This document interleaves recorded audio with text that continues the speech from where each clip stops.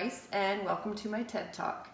Last week I was responding to a colleague who had asked how she could sell the notion of a library learning commons to her teaching staff in a small First Nations school.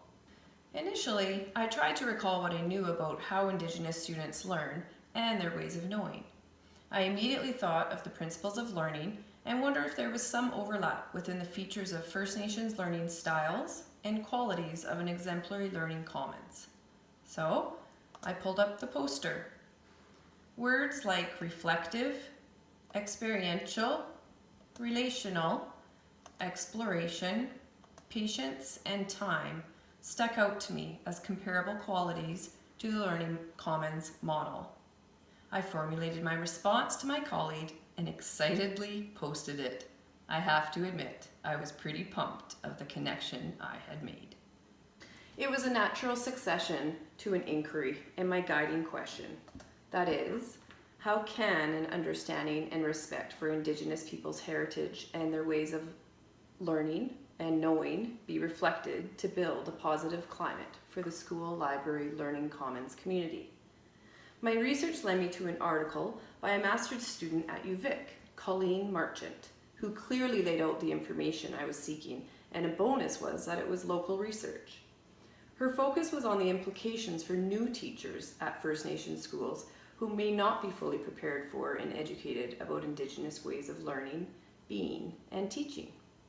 I used her findings, as well as the First Peoples Principles of Learnings, to create a summary of learning styles and preferences for Indigenous students in order to make a fair comparison to the qualities of the Learning Commons model.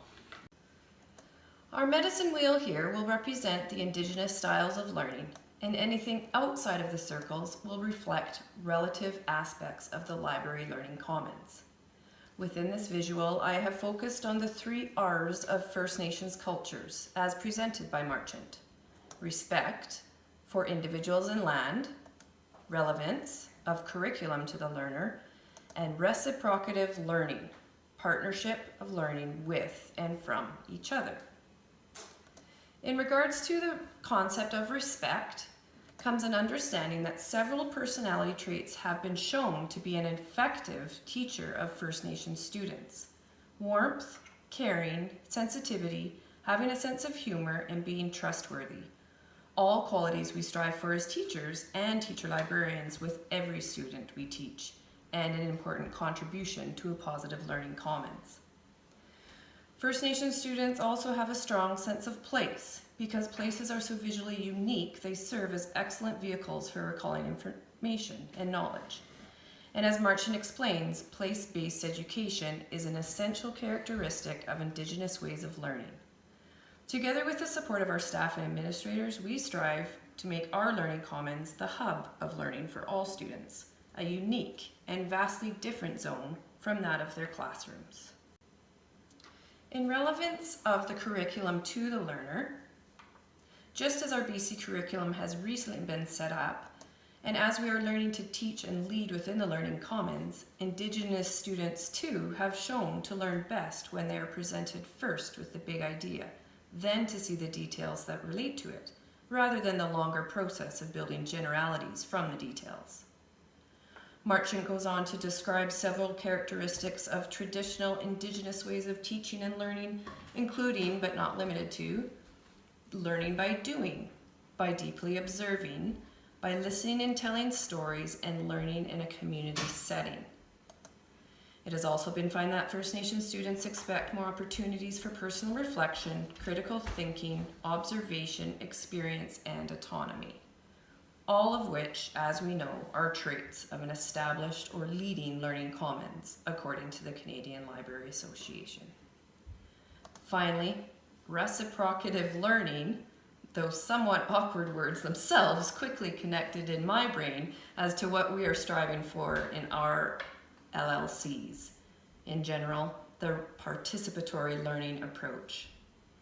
Additionally, Indigenous students need security, and they find it in being a member of a group. Cooperation is their preferred learning strategy, which includes collective decision-making and flexible notions of time. For thousands of years, their culture's teachings have been based on interconnectedness, that is, cycles and circles being the prominent metaphors for life and reality, rather than our more Western, linear, and hierarchical models of learning. They can connect many sources of information and explore ways of accessing it in an established learning commons. In conclusion, I strongly feel that we not only have an opportunity, but a responsibility to provide a learning commons that will reflect positively on the Indigenous and non-Indigenous students who have these preferred learning styles. We can provide the resources, collaborative time, and flexibility to establish a healthy learning culture within an exemplary learning commons to support school success of our First Nations students. I hope this has been helpful for you in your practices of teaching, learning, and creating ways to support Indigenous learners. Thank you for joining me tonight.